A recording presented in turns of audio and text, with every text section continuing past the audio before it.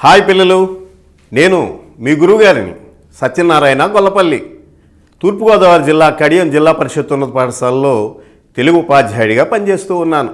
10వ తరగతి తెలుగు వాచకంలో బడుగుల జీవితాల గురించి అద్భుతమైనటువంటి రచనలు చేసినటువంటి కీర్తిశేషులు నేతల ప్రతాప్ కుమార్ గారు రాసినటువంటి యుద్ధ విజేత పాఠ్యాంశం గురించి తెలుసుకుందాం. కీర్తిశేషులు నేతల ప్రతాప్ కుమార్ గారిచే రచింపబడిన యుద్ధ విజేత మొదటి భాగం నేర్చుకుందాం. ఈ భాగంలోని ముఖ్యాంశాలు: 1. చదవండి, ఆలోచించి చెప్పండి. 2. ఉద్దేశం. 3. కవి పరిచయం. 4. ప్రక్రియ. యుద్ధ విజేత మొదటి భాగంలోని అభ్యాసన లక్ష్యాలు తెలుసుకుందాం. 1. యుద్ధాల వల్ల కలిగే నష్టాలు తెలుసుకోగలరు. 2. శాంతి ఆవశ్యకతను గుర్తించగలరు. 3.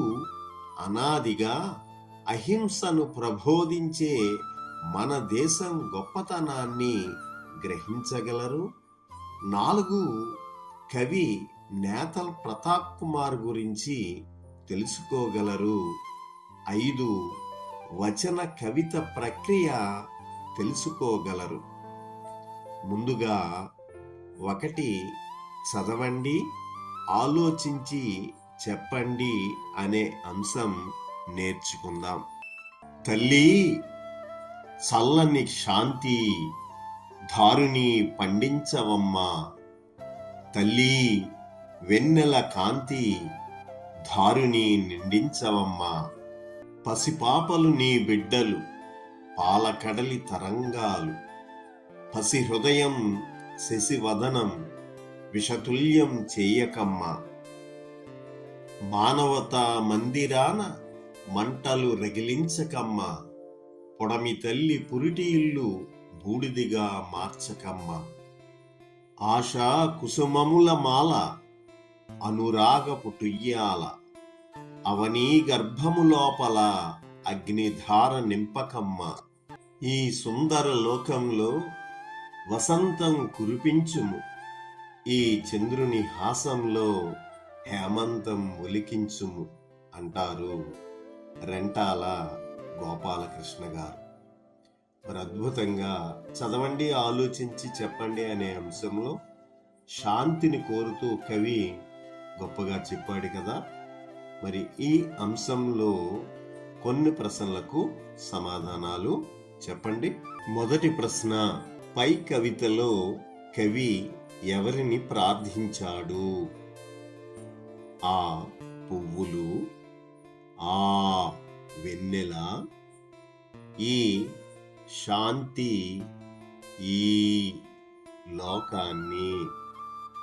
ఆలోచించి జవాబు చెప్పండి. వావ్, బాగా చెప్పారు.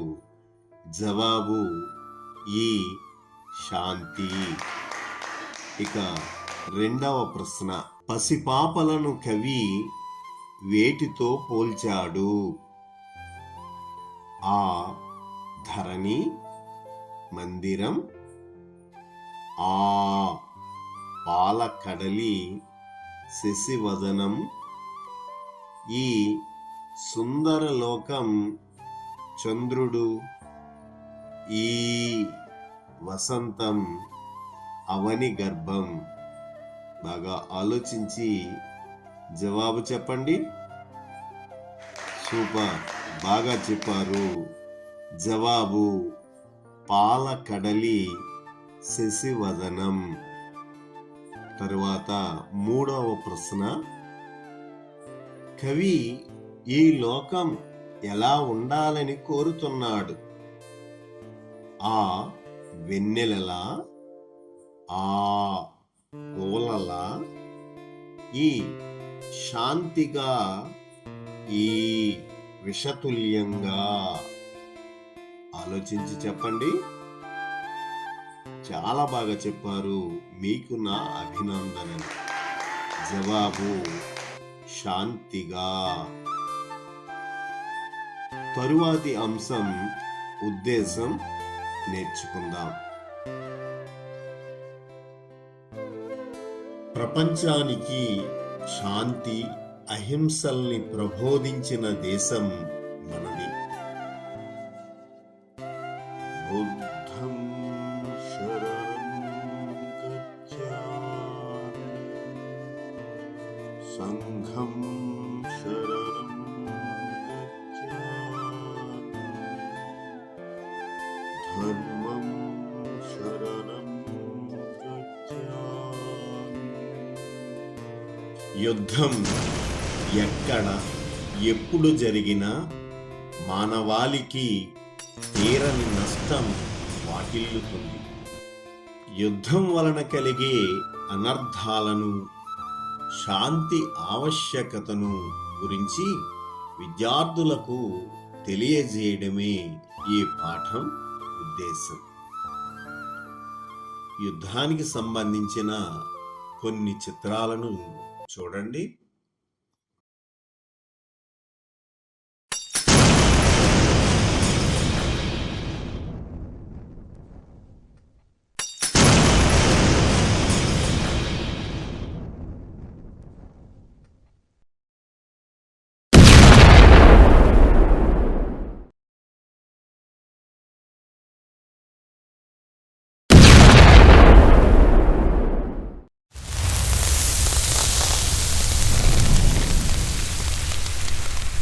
చూశారు కదా పిల్లలు, యుద్ధాల వల్ల జరుగుతున్నటువంటి నష్టం ఎంత తీవ్రంగా ఉందో. ఆస్తి నష్టం, ప్రాణ నష్టం విపరీతంగా జరుగుతుంది కదూ.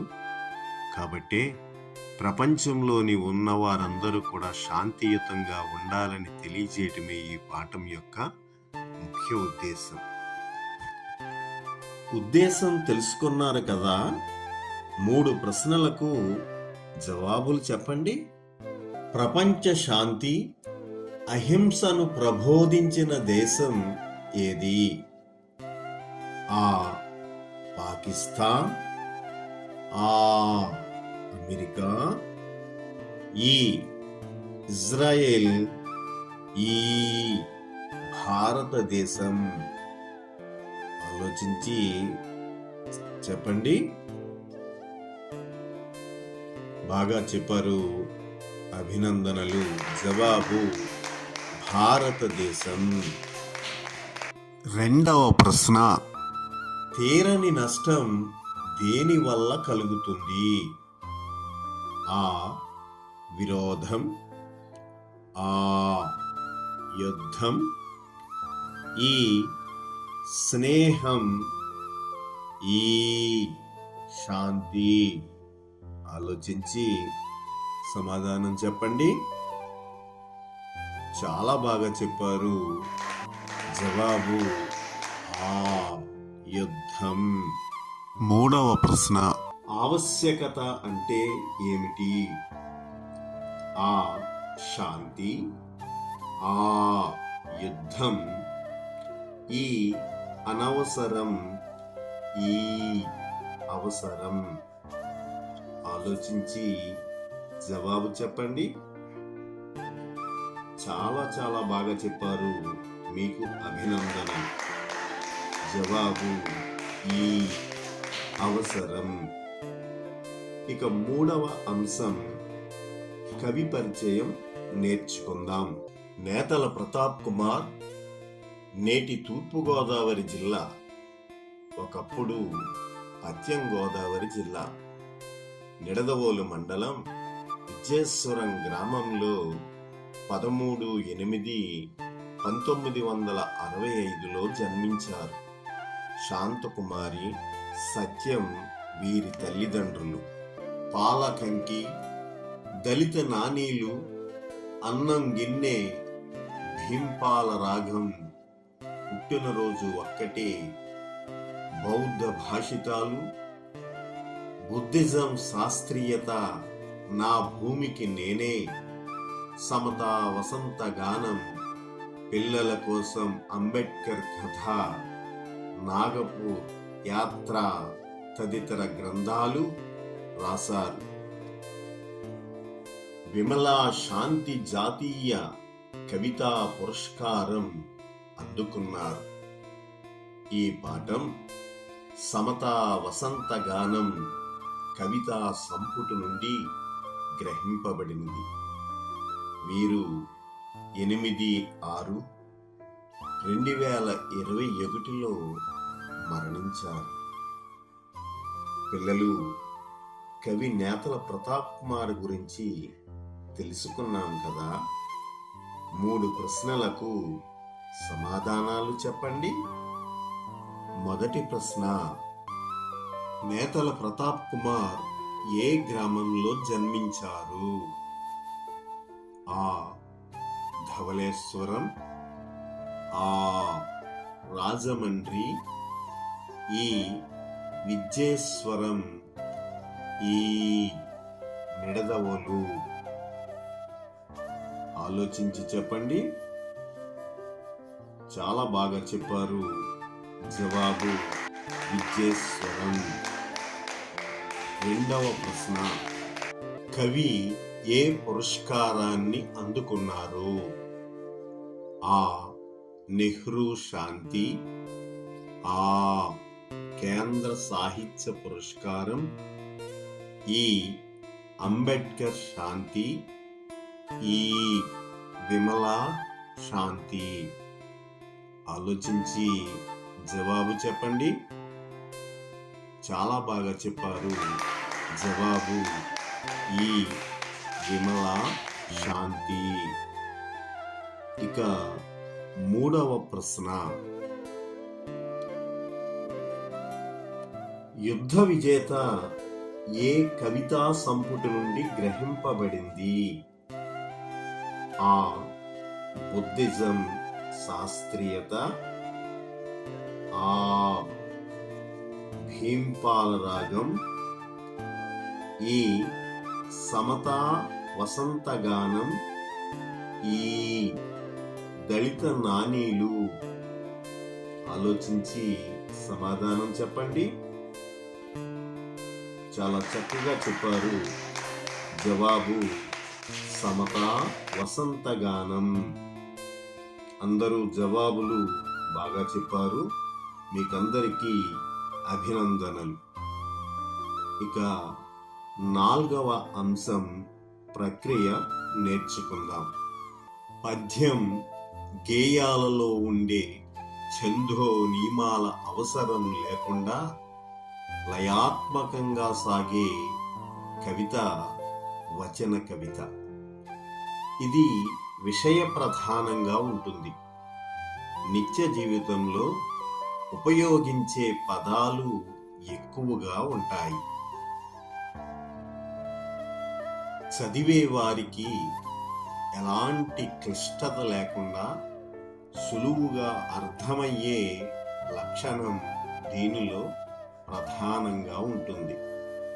అంత్యానుప్రాస వంటి అలంకారాల ప్రయోగంతో వచన కవిత సొబగులద్దుకుంటుంది. ప్రక్రియ గురించి తెలుసుకున్నాం కదా. నా ప్రశ్నలకు సమాధానం చెప్పండి. మొదటి ప్రశ్న, ఛందో నియమాలు ఏ రచనలో ఉంటాయి? ఆ. వచనం, ఆ. పద్యం గేయం, ఈ. కథ, ఈ. లేఖ. ఆలోచించి చెప్పండి. చాలా బాగా చెప్పారు. జవాబు ఆ. పద్యం గేయం. రెండవ ప్రశ్న, వచన కవితకు సొబగులద్దే అలంకారమేది? ఆ. ఉపమాలంకారం, ఆ. రూపకాలంకారం, ఈ. అంత్యానుప్రాసలంకారం, ఈ. అతిశయోక్తి అలంకారం. ఆలోచించి జవాబు చెప్పండి. చాలా చాలా బాగా చెప్పారు. జవాబు అంత్యానుప్రాస అలంకారం. మూడవ ప్రశ్న, విషయ ప్రధానమైన రచన ఏది? ఆ పద్యం, ఆ వచనం, ఈ వచన కవిత, ఈ కథ. ఆలోచించి జవాబు చెప్పండి. చాలా చాలా బాగా చెప్పారు. జవాబు వచన కవిత. మీకందరికీ అభినందనలు. ఇంతవరకు మనం 4 అంశాల గురించి తెలుసుకున్నాం కదా. మరొకసారి వాటిని గుర్తుకు తెచ్చుకుందాం. 1, మన దేశం అనాదిగా అహింసను, శాంతిని ప్రబోధించిన దేశం. 2, నేడు యుద్ధాల వల్ల ఎన్నో దేశాలు సర్వనాశనం అయిపోతున్నాయి. 3, నేతల ప్రతాప్ కుమార్ విమలా శాంతి జాతీయ కవితా పురస్కారం అందుకున్నారు. 4, యుద్ధ విజేత సమతా వసంతగానం కవితా సంపుటి నుండి గ్రహింపబడినది. 5, వచన కవితకు అంత్యానుప్రాస వంటి అలంకారాలు అందాన్ని చేకూర్చుతాయి. 6, వచన కవితకు ఛందో నియమాలు ఉండవు. ఇక మూల్యాంకనం తెలుసుకుందాం.